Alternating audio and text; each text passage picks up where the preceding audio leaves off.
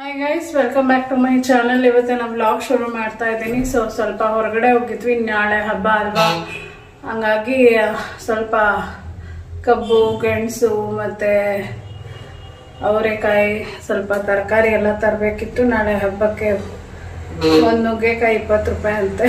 ಒಂದು ನುಗ್ಗೆಕಾಯಿ, ನಮಗೆ ನುಗ್ಗೆಕಾಯಿ ಬದನೆಕಾಯಿ ಹಾಕಿ ಸಾರು ಮಾಡಿಲ್ಲ ಅಂದರೆ ಹಬ್ಬ ಅಂತಾನೆ ಅನ್ಸಲ್ಲ. ಹಂಗಾಗಿ ಒಂದೇ ಒಂದು ನುಗ್ಗೆಕಾಯಿ ತಂದೆ, ಒಂದು kg ಬಟಾಣಿ ತಂದೆ. ಅದು ಬಿಟ್ಟರೆ ಹೂವು, ಎಲೆಡಿಕೆ, ಬಾಳೆಹಣ್ಣು, ತೆಂಗಿನಕಾಯಿ.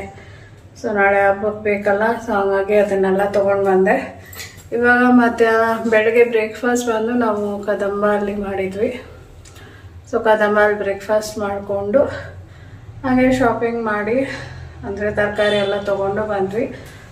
ಹಾಗೆ ತುಳಸಿ ಗಿಡ ಒಣಗೋಗಿತ್ತು, ತುಳಸಿ ಗಿಡನೂ ತೊಗೊಂಡು ಬಂದಿದ್ದೀನಿ. ಇವಾಗ ವಾಂಗಿಬಾತ್ ಮಾಡಬೇಕು. ಸೊ ಸಾರೇನು ಮಾಡಲ್ಲ, ನಿನ್ನೆ ನಾನು ಮಾಡಿದಂಥ ಮೊಸರು ಸಾರೇ ಸ್ವಲ್ಪ ಇದೆ, ಅದಕ್ಕೆ ನಾನು ಸಾರೇನು ಮಾಡ್ತಾಯಿಲ್ಲ. ಹಾಗೆ ಸ್ವಲ್ಪ ಅನ್ನ ಕೂಡ ಇದೆ, ಅದಕ್ಕೆ ಏನು ಮಾಡ್ತಾಯಿಲ್ಲ ನಾನು.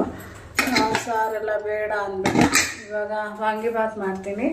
ಸೊ ವಾಂಗಿಬಾತ್ ಕುಕ್ಕರಲ್ಲೇ ಮಾಡ್ತೀನಿ ನಾನು. ಹಾಗೆ ಒಂದು ನಿಮಿಷ. ಸೊ ಇವಾಗ ಸ್ವಲ್ಪ ವಾಂಗಿಬಾತ್ ಮಾತ್ರ ನಾನು ಕುಕ್ಕರಲ್ಲೇ ಮಾಡ್ತೀನಿ. ನಾನು ಹೋಟ್ಲಲ್ಲಿದ್ದಾಗ ಅದೇ ರೀತಿ ಮಾಡ್ತಾ ಇದ್ದಿತ್ತು. ಸೊ ಅವಾಗ ವಾಂಗಿಬಾತ್ ತುಂಬ ಜನಕ್ಕೆ ಇಷ್ಟ ಆಗಿ ತುಂಬ ಕೇಳಿ, ಕೆಲವರೆಲ್ಲ ನಾನು ವೆಡ್ನೆಸ್ಡೇ ಮಾತ್ರ ವಾಂಗಿಬಾತ್ ಮಾಡ್ತಾ ಇದ್ದಿತ್ತು. ಸೊ ತುಂಬ ಜನ ಕೇಳೋರು, ಯಾವಾಗ ಮಾಡ್ತೀರಾ ಅಂತ. ಸೊ ಪ್ರತಿ ವೆಡ್ನೆಸ್ಡೇ ಮಾತ್ರ ನಾನು ಹೋಟ್ಲಲ್ಲಿ ಮಾಡ್ತಾ ಇದ್ದಿತ್ತು. ಸೊ ಹಾಗೆ ಅದೇ ರೀತಿ ನಾನು ಇವತ್ತು ಮಾಡೋಣ ಅಂದ್ಬಿಟ್ಟು ಮಾಡ್ತಾ ಇದ್ದೀನಿ.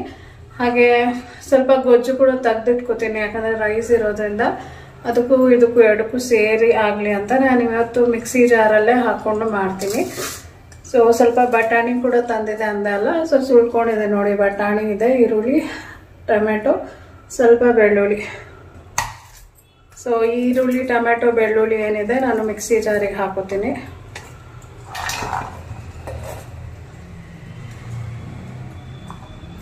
ಈರುಳ್ಳಿ, ಟೊಮೆಟೊ, ಗಾರ್ಲಿಕ್, ಬೆಳ್ಳುಳ್ಳಿ ಇಷ್ಟನ್ನೇ ಹಾಕ್ತಾ ಇರೋದು. ಸೊ ಇದು ಸಿಂಪಲ್ ಆಗಿ ಬೇಗ ಮಾಡ್ಕೋಬೇಕು ಅಂದರೆ ಈ ರೀತಿ ಮಾಡ್ಕೋಬೋದು. ಸ್ವಲ್ಪ ಹುಣಸೆಹಣ್ಣು ಹಾಕ್ತೀನಿ ಅದಕ್ಕೆ. ಹುಣಸೆಹಣ್ಣು ನೀವು ಬದನೆಕಾಯಿ ಡಿಶ್ ಯಾವುದೇ ಮಾಡಿದ್ರು ಹುಣಸೆಹಣ್ಣು ಹಾಕಿದ್ರೇ ರುಚಿ ಚೆನ್ನಾಗಿರುತ್ತೆ. ಹಾಗಾಗಿ ಒಂದಿಷ್ಟು ಹುಣಸೆಹಣ್ಣು ಹಾಕ್ತೀನಿ. ಹಾಗೆ ನಾನು ಖಾರದ ಪುಡಿ ಹಾಕಲ್ಲ, ಸಾಂಬಾರ್ ಪೌಡ್ರ್ ಹಾಕ್ತೀನಿ ಒಂದು 2 ಸ್ಪೂನ್ ಅಷ್ಟು. ಯಾಕಂದರೆ ಇದು ಖಾರ ಜಾಸ್ತಿ ಇಲ್ಲ, ಖಾರ ಜಾಸ್ತಿ ಇದ್ದರೆ ಸ್ವಲ್ಪ ಹಾಕೊಳ್ಳಿ. ಹಾಗೆ ವಾಂಗಿಬಾತ್ ಪೌಡ್ರ್ ಕೂಡ ತೊಗೊಂಡು ಬಂದ್ವಿ.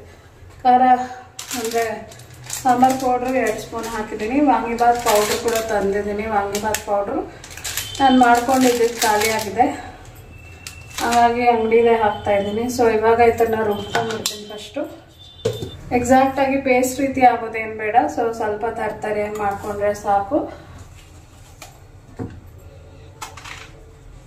ಸೊ ನಾನು ಈ ಬದನೆಕಾಯಿ ತೊಗೊಂಡಿದ್ದೀನಿ, ಗುಂಡು ಬದನೆಕಾಯಿ. ನೀವು ಬೇಕಾದರೆ ಗ್ರೀನ್ ಬದನೆಕಾಯಿ ಕೂಡ ತೊಗೋಬೋದು. ಇದರಲ್ಲೂ ಗ್ರೀನ್ ಬರುತ್ತೆ, ಅದೆಲ್ಲ ಉದ್ದಕ್ಕೆ ಬರುತ್ತೆ ನೋಡಿ ಗ್ರೀನು, ಅದು ತೊಗೋಬೋದು. ಸೊ ಅದೇ ವಾಂಗಿಬಾತ್ಗೆ ಹಾಕೋದು.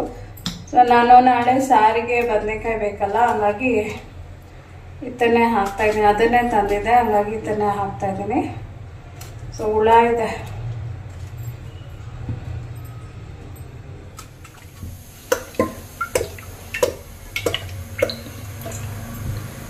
ಈಗ ಕುಕ್ಕರ್ ಇಟ್ಟಿದ್ದೀನಿ. ಕುಕ್ಕರ್ಗೆ ಸ್ವಲ್ಪ ಎಣ್ಣೆ ಹಾಕಿದ್ದೀನಿ.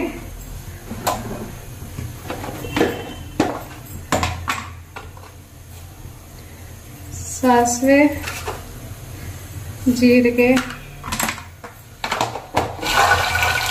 ಬಟಾಣಿ, ಕರ್ಬೇವಿನ ಸೊಪ್ಪು ಹಾಕ್ತಾ ಇದ್ದೀನಿ. ಸೊ ನೀವು ಬೇಕಾದ್ರೆ ಒಂದು ಈರುಳ್ಳಿ ಕೂಡ ಕಟ್ ಮಾಡಿ ಹಾಕೋಬೋದು, ನಾನು ಹಾಕ್ತಾ ಇಲ್ಲ. ಇವಾಗ ಇದು ಬದನೆಕಾಯಿ,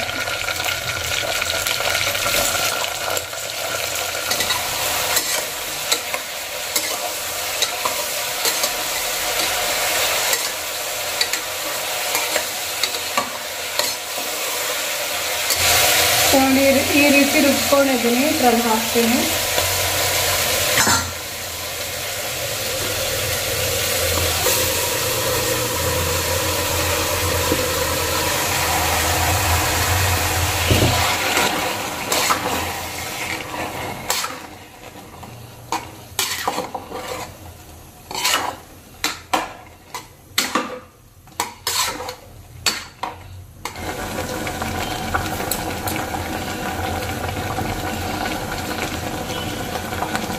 ಸ್ವಲ್ಪ ಅರಿಶಿನ ಪುಡಿ,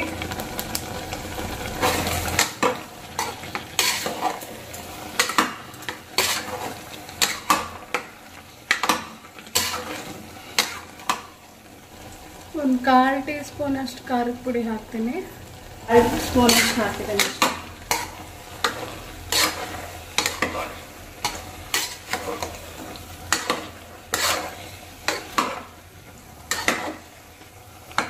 ನೀರು ಹಾಕ್ತಾ ಇದ್ದೀನಿ.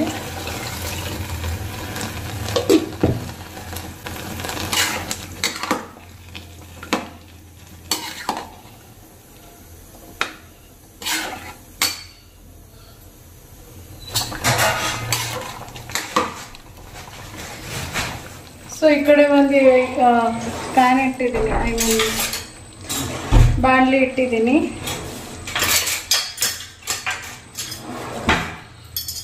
ಇದು ಏನಕ್ಕೆ ಅಂದರೆ ನಾನು ಹೇಳಿದೆ ನೋಡಿ, ಸ್ವಲ್ಪ ಅನ್ನ ಮಿಕ್ಕಿದೆ ಅಂತ, ಅದಕ್ಕೆ ಕಲ್ಸಕ್ಕೆ ಬೇಕಲ್ವಾ, ಹಾಗಾಗಿ ಇದಕ್ಕೆ ಸ್ವಲ್ಪ ಶಿಫ್ಟ್ ಮಾಡ್ಕೊತೀನಿ. ಸೊ ಲೇಟ್ ಆಗುತ್ತೆ ಅಂದ್ಬಿಟ್ಟು.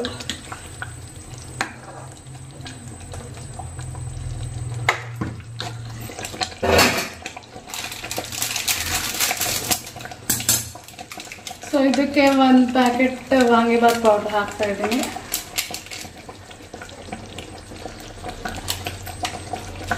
ಸೊ ಇದಕ್ಕೂ 1 ಪ್ಯಾಕೆಟ್ ಹಾಕ್ತಾ ಇದ್ದೀನಿ.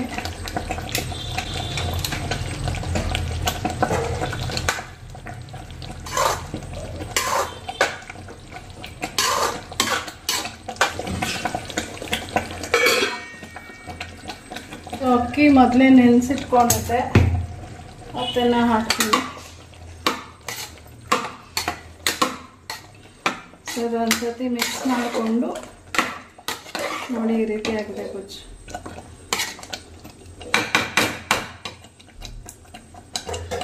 ಬದನೆಕಾಯಿ ಒಂದು ಸ್ವಲ್ಪ ದಪ್ಪ ಮಾಡಿದ್ದೀನಿ, ಯಾಕಂದರೆ ಕುಕ್ಕರಲ್ಲಿ ಹಾಕ್ತೀನಲ್ಲ ಅದಕ್ಕೆ.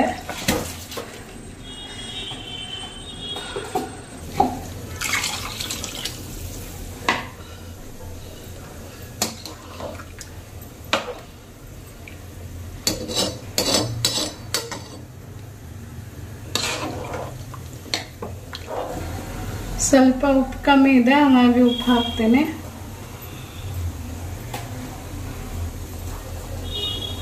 ವಾಂಗಿಬಾತ್ ಪೌಡ್ರ್ ಸಾಲಲ್ಲ, ಹಾಗಾಗಿ ಇನ್ನೊಂದು 2 ಸ್ಪೂನಷ್ಟು ಸಾಂಬಾರ್ ಪೌಡ್ರನ್ನೇ ಹಾಕ್ತಾ ಇದ್ದೀನಿ ನಾನಿಲ್ಲಿ.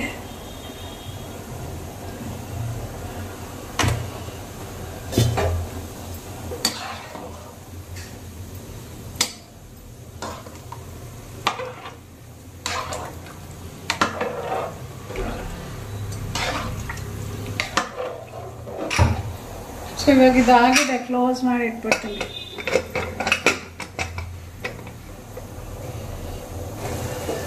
ಸೊ ಇದು ಗೊಜ್ಜು ರೆಡಿ ಆಗಿದೆ ನೋಡಿ. ಗೊಜ್ಜು ಆ ಕಡೆ ಇದ್ದಿದ್ದು ಈ ಕಡೆ ಇಟ್ಟಿದ್ದೀನಿ. ಇದಕ್ಕೆ ಮತ್ತೆ ಒಂದು ಸ್ವಲ್ಪ ಉಪ್ಪು ಸಾಂಬಾರ್ ಪೌಡ್ರ್ ಹಾಕಿದೆ, ಅದು ಕಾಣಿಸಿಲ್ಲ ನನಗೆ. ಸೊ ಇದು ಒಂದು ಸ್ವಲ್ಪ ಎಣ್ಣೆ ಸೈಡಿಗೆ ಬಿಟ್ಕೊಬರ್ಬೇಕು, ಅಲ್ಲಿ ತನಕ ಕ್ಲೋಸ್ ಮಾಡಿರ್ತೀನಿ. ಸಣ್ಣ ಉರಿಯಲ್ಲಿ ಇಟ್ಟಿದ್ದೀನಿ. ಸೊ ಕುಕ್ಕರಲ್ಲಿ ಇಟ್ಟಿದ್ದೀನಿ, ಹಾಗೆ ಗೊಜ್ಜು ಸಪ್ರೇಟಾಗಿ ಮಾಡಿದ್ದೀನಿ. ಈ ರೀತಿ ಮಾಡ್ಕೊಳ್ಳಿ, ತುಂಬ ಚೆನ್ನಾಗಿರುತ್ತೆ. ಸ್ವಲ್ಪ ಎಣ್ಣೆ ನೀವು ಜಾಸ್ತಿ ಹಾಕೋಬೇಕು, ಅವಾಗ ರುಚಿ ಅಂತೂ ಸಖತ್ತಾಗಿರುತ್ತೆ. ರೈಸಿಗೆ ಕಲಿಸ್ಕೊಳ್ಳೋಕ್ಕೆ ಕೂಡ ತುಂಬ ಚೆನ್ನಾಗಿರುತ್ತೆ.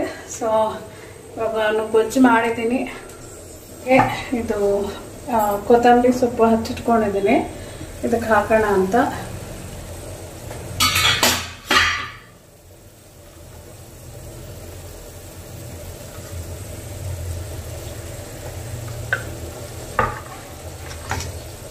ಇನ್ನು ಉಳಿದಿರೋದು ಕುಕ್ಕರಲ್ಲಿರೋ ವಾಂಗಿಬಾತ್.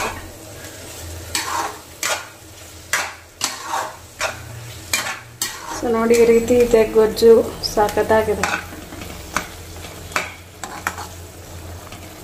ಸೊ ರೈಸ್ ಹಾಕೊಂಡು ಕಲಸಿದ್ರೆ ಅಂತೂ ಬಾಯಲ್ಲಿ ನೀರು ಬರುತ್ತೆ, ಅಷ್ಟು ಚೆನ್ನಾಗಿರುತ್ತೆ. ಸೊ ಇವಾಗ ರೈಸ್ ಹಾಕಿ ಕಲಿಸ್ತೀನಿ. ಇರೋ ಒಂದು ನಿಮಿಷ ನೋಡೋಣ. ಒಬ್ಬ ಮಸ್ತಾಗಿದೆ ಗೊಜ್ಜು, ನೋಡಕ್ಕೆ ಮಸ್ತ್.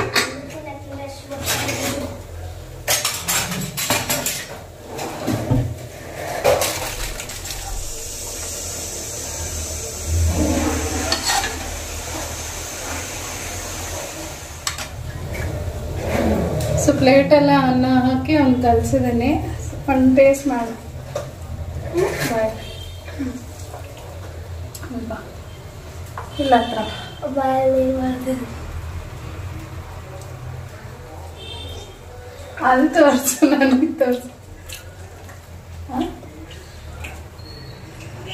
ಅವನಿಗೆ ಜ್ವರ ಬೇರೆ, ಸೊ ಹುಳಿ ಹುಳಿ ಚೆನ್ನಾಗಿ ಅನಿಸ್ತಾ ಇದೆ ಅಲ್ಲ. ಅವನಿಗೆ ನೆಗಡಿ ಆಗ್ಬಿಟ್ಟಿದೆ. ಇಲ್ಲ ಇಲ್ವಾ? ಅದೇ ನಂಗೆ ಜ್ವರ ಇದೆಯಲ್ಲ, ಬಟ್ ಟೇಸ್ಟ್ ಚೆನ್ನಾಗಿ. ಸೊ ನೋಡಿ ಈ ರೀತಿ ಆಗಿದೆ. ನೀವು ಬೇಕಾದ್ರೆ ಕಡಲೆಕಾಯಿ ಬೀಜನ ಹುರಿದ್ಬಿಟ್ಟು ಇದ್ರ ಮೇಲೆ ಹಾಕೊಂಡ್ರು ಚೆನ್ನಾಗಿರುತ್ತೆ. ಸೊ ನಾನು ಹಾಗೆ ಮಾಡಿದ್ದೀನಿ. ಸಾಕಾತ್ ಯಮ್ಮಿ ಆಗಿದೆ, ಟ್ರೈ ಮಾಡಿ ನೋಡಿ. ಸೊ ಕುಕ್ಕರ್ ಆದಮೇಲೆ ತಣ್ಣಗಾದ್ಮೇಲೆ ನಾನು ತೋರಿಸ್ತೀನಿ ಅದು ಹೇಗಾಗಿದೆ ಅಂತ. ಸೊ ನೋಡಿ ವಾಂಗಿಬಾತು ಕುಕ್ಕರಲ್ಲಿ ಈ ರೀತಿ ಆಗಿದೆ. ಸೊ ಆಲ್ರೆಡಿ ಒಂದು ರೌಂಡ್ ನಮ್ಮ ಯಜಮಾನ್ರಿಗೆ ಹಾಕ್ಕೊಟ್ಟಿದ್ದೀನಿ. ಸೊ ಕ್ಲೋಸ್ ಮಾಡಿಟ್ರೆ ಒಂದು ಸ್ವಲ್ಪ ನೀರಿರೋ ಥರ ಇದೆ, ಕ್ಲೋಸ್ ಮಾಡಿಟ್ರೆ ಸರಿ ಹೋಗ್ಬಿಡುತ್ತೆ. ಸೊ ಇವಾಗ ನಾನು ಪ್ಲೇಟಲ್ಲಿ ಹಾಕ್ಕೊಂಡು ಇವಾಗ ನಾನು ಊಟ ಮಾಡ್ತೀನಿ. ಆಮೇಲೆ ಸಾಯಂಕಾಲ ಆದರೆ ವ್ಲಾಗ್ ಕಂಟಿನ್ಯೂ ಮಾಡ್ತೀನಿ. ಸೊ ಈಗ ಪ್ಲೇಟಲ್ಲಿ ಹಾಕ್ಕೊಂಡಿದ್ದೀನಿ ನೋಡಿ. ಇವಾಗ ಊಟ ಮಾಡಿಬಿಟ್ಟು ಆಮೇಲೆ ನೋಡ್ತೀನಿ, ಸಾಯಂಕಾಲ ಆದರೆ ವ್ಲಾಗ್ನ ಕಂಟಿನ್ಯೂ ಮಾಡ್ತೀನಿ. ನೋಡ್ತೀನಿ ಏನಾಗುತ್ತೆ ಅಂತ.